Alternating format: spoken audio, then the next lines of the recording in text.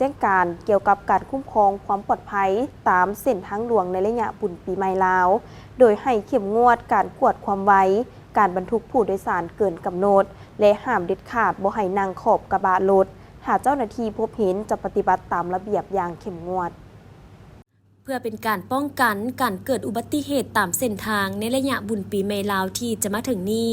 ในขอบเขตทั่วประเทศเฮ็ดให้การลิ้นบุญปีใหม่ลาวมีความเบิกบานมวลซื่นมีความสงบเป็นระเบียบเรียบร้อยและปลอดภัยปราศจากการเกิดอุบัติเหตุดังนั้นรัฐมนตรีกระทรวงโยธาธิการและขนส่งจึงได้ออกแจ้งการให้แผนกโยธาธิการและขนส่งแขวงและนครหลวงสมทบกับเจ้าหน้าที่ตำรวจจราจรและองค์การปกครองท้องถิ่นของตน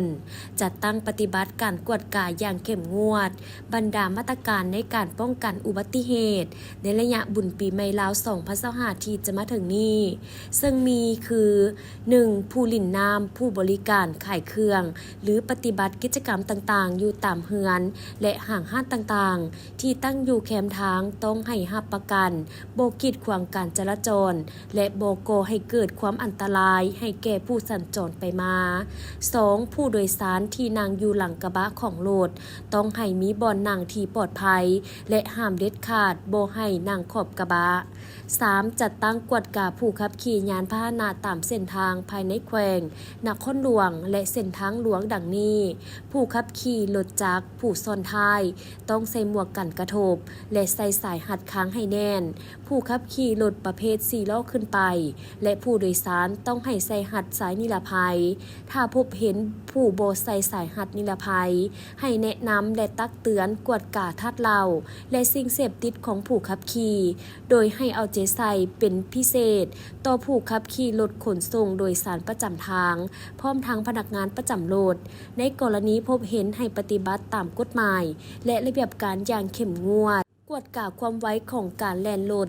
จากรถเบาและขนส่งผู้โดยสารในกรณีพบเห็นความไวเกินกฎหมายและระเบียบการกำหนดให้ปฏิบัติตามกฎหมายและระเบียบการอย่างเข้มงวดกวดกาการบรรทุกผู้โดยสารเกินกำหนดและการเสริมต่างนั่งของรถโดยสารประจำทางให้กรมขนส่งแต่งตั้งคณะวิชาการลงสมทบกับสถานีรถขนส่งโดยสารเพื่อจัดตั้งกวดกาสภาพเทคนิครถโดยสารผู้ขับขี่การบรรทุกคนโดยสารการบรรทุกสินค้าการเสริมต่างนั่ง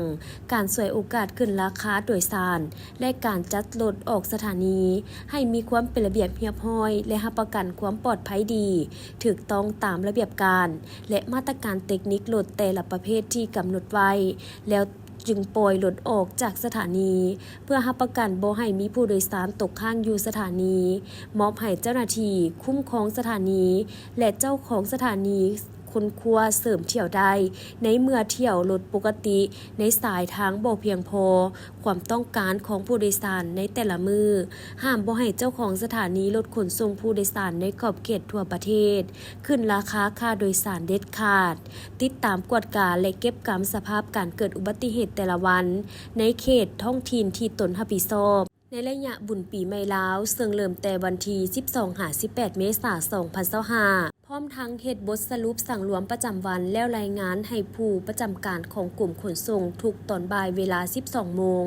มอบให้หัวหน้ากลุ่มขนส่งเป็นเจ้าการประสานสมทบกับหัวหน้ากลุ่มตำรวจจราจรกระทรวงป้องกันความสงบบรรดาหัวหน้าแผนกโยธาธิการและขนส่งแขวงนครหลวงและเจ้าหน้าที่สถานีพร้อมการจัดตั้งปฏิบัติตามเนื้อในแจ้งการฉบับนี้ให้เข้มงวดและให้ได้รับผลเป็นอย่างดี